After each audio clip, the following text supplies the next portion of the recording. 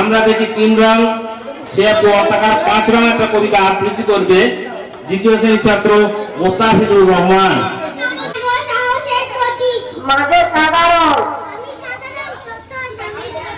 নিচে সবুজ রং, আমি সবুজ রং, সহ্য চিরতারণের প্রতীক। সাদার মাঝে আছে একটি অশোক চক্র।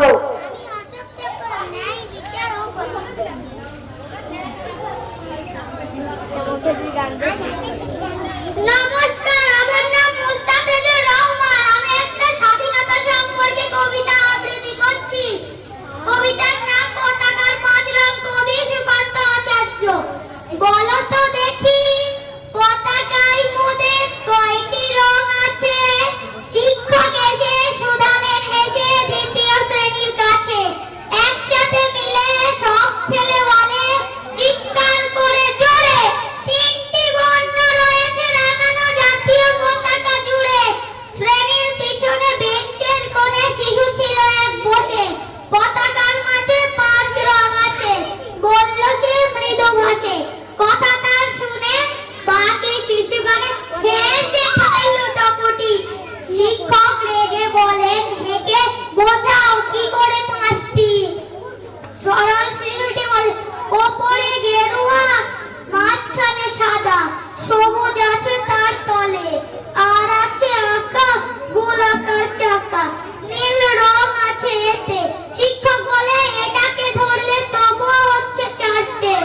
অবোধ শিশুটি বলল তখন, রং আছে আর এক, লাল লাল ছোপ, দাগ দেখা যায় ওই পতাকার মাঝে। বাবাকে যখন আনলে ওরা কফিনে ঢাকা খুলে, দেহখানা তার জড়ানো আছে পতাকার ফুলে। রক্তের দাগে ছিল লাল ছোপ ওই পতাকার মাঝে। এই নিয়ে মোট হলো 5টি। এবার তো ঠিক আছে। সরল শিশুটি জবাব খানি কাঁপিয়ে দিল বুক, অশ্রু এলো নয়ন ভরে, শুকনো হলো মুখ। আজও যারা দেশের জন্য করছে বলিদান, স্বাধীনতার শহীদ সমূহ তাদের অমর প্রাণ। হয়েছে স্বাধীন, পেরিয়ে গেছে ৭৯টি বছর, দেশ বাঁচাতে যাচ্ছে সে প্রাণ, রাখছি কি তার খবর? নমস্কার।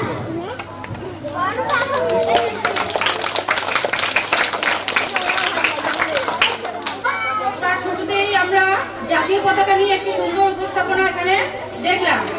ছোট্ট এই বাচ্চাটি দ্বিতীয় শ্রেণীর ছাত্র মোস্তাফিজুর রহমান জাতীয় পতাকা নিয়ে একটি কবিতা এত সুন্দরভাবে উপস্থাপন করেছে, সেখানে আর বোঝানোর কোনো অপেক্ষা রাখে না।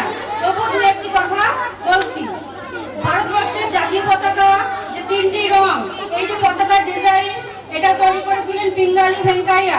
প্রত্যেকটি রং এক একটি অর্থ বহন করে চলেছে।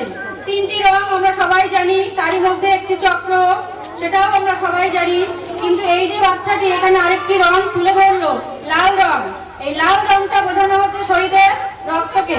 এই যে কবিতা, লাল রঙের একটি অর্থ রয়েছে ত্যাগ, সাহস, শ্রদ্ধা, দেশমাতৃকার প্রতি অগাধ ভালোবাসা, আত্মত্যাগের কাহিনী। এটাই লাল রঙকে উপস্থাপন করা হয়েছে। কবি সুকান্ত আচার্য একজন বিখ্যাত বাঙালি কবি। তিনি কিশোর বিপ্লবী নামে পরিচিত। তার এই কবিতাটি আজকে স্বাধীনতা দিবস বা অন্যান্য জাতীয়তাবাদী অনুষ্ঠানের জন্য একদম মানানসই একটি কবিতা। সেই কবিতাটি এখানে উপস্থাপন করা হয়েছে। কবিতাটি কবি সুকান্ত আচার্য এজন্যই করেছে যে যারা ভারতবর্ষের ইতিহাসে আত্মোৎসর্গকারী বীর শহীদ, সেই শহীদদের প্রতি গভীর শ্রদ্ধা জ্ঞাপন করার জন্য এই কবিতাটি মূলত তিনি রচনা করেছেন। সুতরাং এটি একটি সাধারণ কবিতা নয়, এটি একটি গভীর অর্থ বহনকারী রচনা, যা আমাদের দেশের ইতিহাসকে, শহীদদের আত্মত্যাগকে স্মরণ করিয়ে দেয়। আমরাও গভীরভাবে শহীদদের আত্মত্যাগের প্রতি গভীর শ্রদ্ধা জানাচ্ছি। জয় হিন্দ, বন্দে মাতরম।